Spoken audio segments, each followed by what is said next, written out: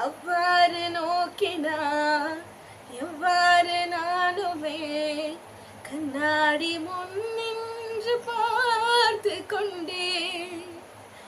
ஒன்றாக செய்திட ஒரு 100 நாடகம் ஒத்திகைகள் செய்து எதிர்பார்த்திருந்தேன். எதிர்பாராமலே எதிர்பாராமலே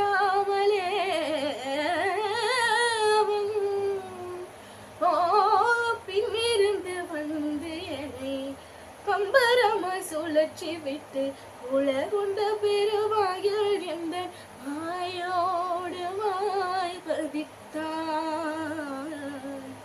இங்கு பூலோகம் என்றொரு பொருளுள்ளதை இந்த பூங்கோதை மகன்தான்